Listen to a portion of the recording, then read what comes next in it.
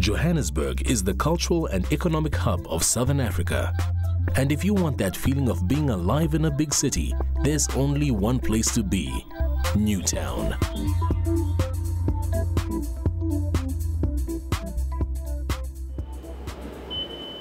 Would you like a hands-on fun experience while learning about the science and mathematics of soccer? Great!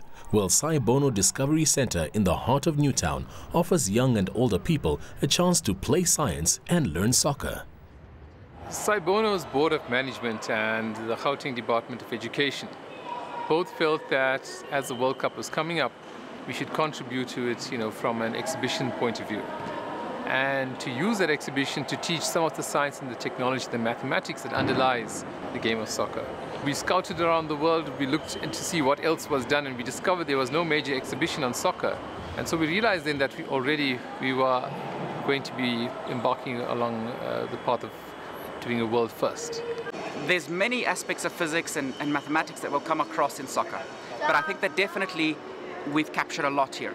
So, for example, some of the exhibits where people were shooting for goal, you got the idea if people were close to the goal or further from the goal, the kind of angle with which they could shoot the ball and get it into the goal would change. Studying that relationship is really studying the geometry of flat spaces. That's the geometry that you learned in high school, where the sum of angles in a triangle is 180 degrees. That's Euclidean geometry. I think it's safe to say that football is a really complicated sport. It's multifaceted.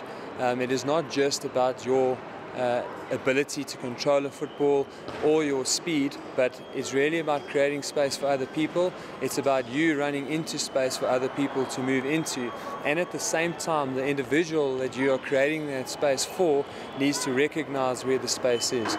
In another display, children attempt to patch different shapes together to cover a football. If people think about footballs, they're actually learning to think in the way that we think about curved manifolds today. This particular problem, can you cover a curved manifold with a specific type of shape, is a non-trivial one, solved by Roger Penrose, and it was only solved in the last 50 years or so. So this is even modern mathematics, which is quite nice to see.